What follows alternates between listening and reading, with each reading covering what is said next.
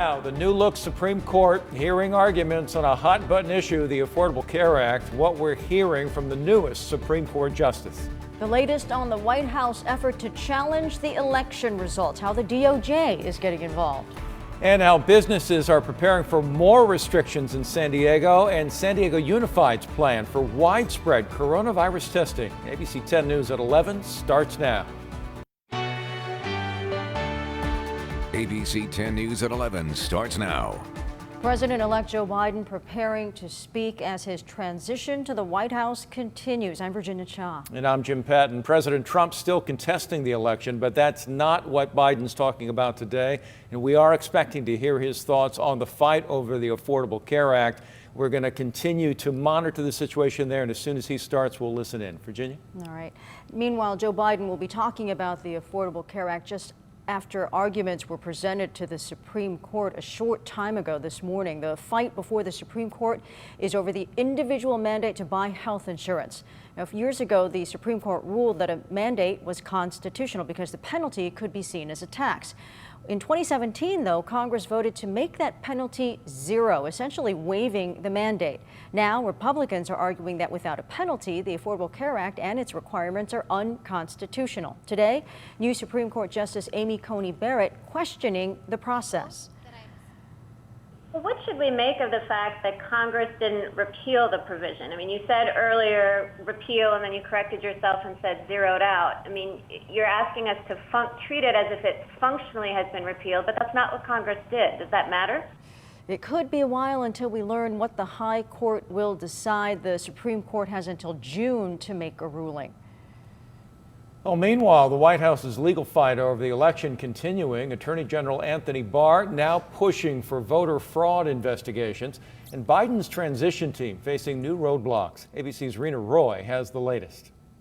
In a break with long-standing Justice Department policy, Attorney General William Barr is now authorizing federal prosecutors to investigate credible allegations of voter fraud before states have certified their elections. In a memo to all U.S. attorneys, Barr authorizing them to look into any clear and apparently credible allegations of irregularities that, if true, could potentially impact the outcome of a federal election in an individual state. Richard Pilger, the DOJ's top federal election crimes prosecutor, resigned in protest. In addition to that, the General Services Administration, which facilitates the transition of any new administration, says it has not ascertained that Biden is the winner, withholding crucial transition resources like funding, access to classified information, and secure office space. This as most Republican members of Congress stand by as the Trump campaign continues to promote claims the election may have been stolen. President Trump is 100% within his rights to look into allegations of irregularities and weigh his legal options. Federal and state judges have found no evidence of fraud despite the Trump campaign's numerous lawsuits. The Biden transition team says they are considering taking legal action or pursuing other remedies if the General Services Administration keeps refusing to recognize their win. Rena Roy, ABC News, Wilmington, Delaware. And we heard from Mitch McConnell there. He and Chuck Schumer were both reelected this morning to their positions as the leaders of their parties in the Senate. Still waiting on the Georgia runoff contest to see who will control the chamber. Well, today we expect to learn if San Diego County will move into the state's most restrictive purple tier. For businesses, that would mean restaurants and gyms would only be able to operate outdoors. Indoor malls would be limited to 25% capacity. Food courts and common areas would close. Unlike previous restrictions, personal care salons could operate indoors with limits.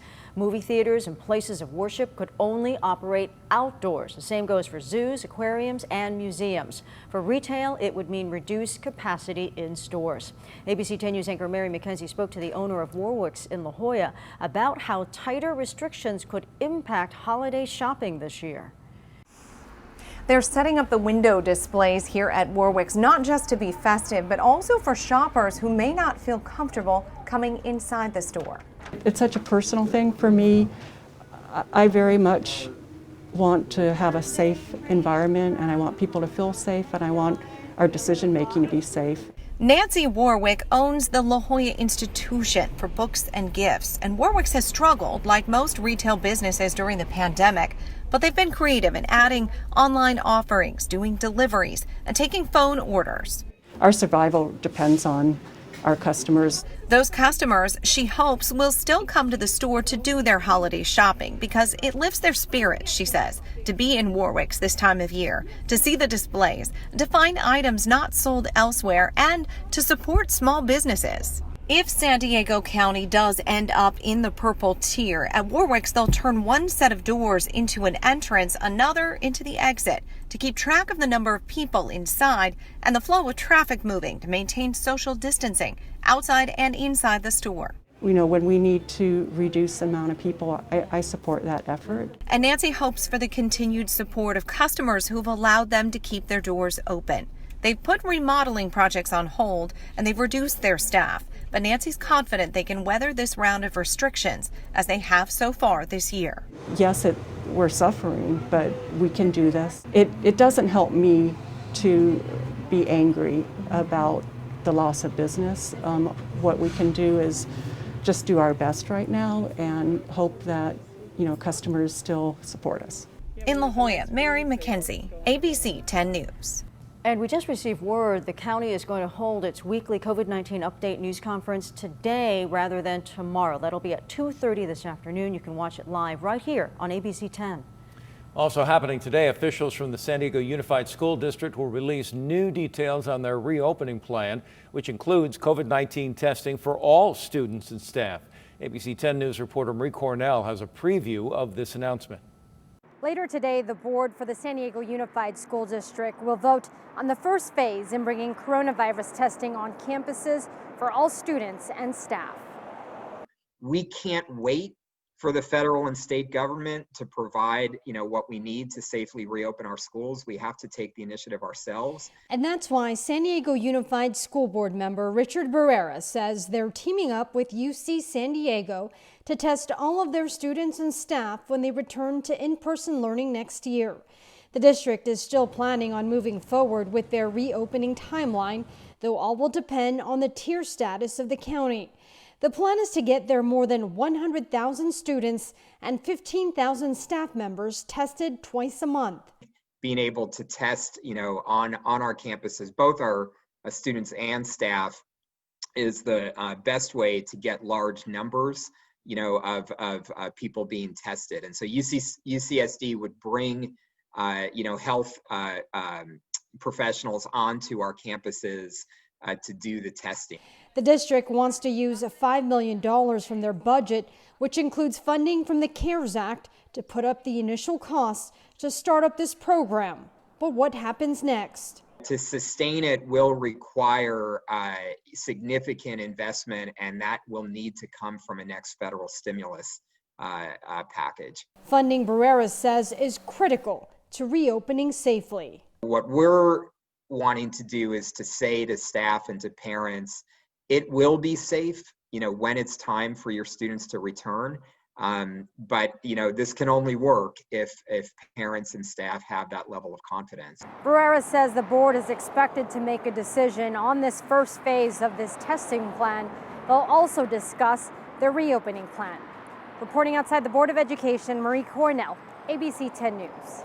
Overnight, streets flooded after two water main breaks in National City. The first one you see here on Prospect Street near 24th about midnight. Officers had to alert neighbors to move their cars before those cars could be swallowed up by a possible sinkhole that seemed to be forming. The road was buckling and raised in several places on that block. Sweetwater Authority called in to turn off the flow of water. And the second one was at an apartment complex on 14th Street. Water started gushing out from under the building around 2 this morning, going onto the street, sidewalk, first floors of the apartments as well. Crews managed to shut that water off. It's not clear how the break happened and how much damage was left behind. As cases increase across the country, hospitals in Ohio reporting hundreds of caregivers out sick with COVID. And officials say those workers are not catching the virus in care facilities. And with sports scheduling in flux this year, the Aztecs bringing games to them. The college hoops event they're hosting this month at Viejas Arena. And the cooler than normal weather sticking around for a few more days. I will pinpoint when things will warm up and when we may get a little more rain. Well, doctors say the surge in cases hitting hospitals all over Ohio harder than since the pandemic began, not in the number of beds or equipment, but in the number of healthcare workers. At the Cleveland Clinics Hospital in Ohio, more than 300 caregivers are out with COVID-19. And it's not because they're catching COVID in the hospital. What we're seeing is they're catching it in the community. Yeah, doctors say the issue is not just people getting sick, but also requiring a hospitalization. Ohio's chief medical director says if case numbers continue to rise, hospitals will have to postpone other care to deal with the surge in COVID patients. Well, across the UC San Diego campus, people now have access to a new app which could tell them whether they've been exposed to COVID-19. Our partners at KPBS report the app, called Google Apple Exposure Notification Express, uses Bluetooth to determine just how closely two phones have been together. That could give a more accurate read on whether someone has been exposed to the virus. It is an augmentation to manual contact tracing, which works great for household contacts and, you know, people you live with and people that you might eat lunch with because they're your best friends. Where contact tracing falls apart is people you don't know, right? It's the stranger at the grocery store or the bar or the restaurant or the college party.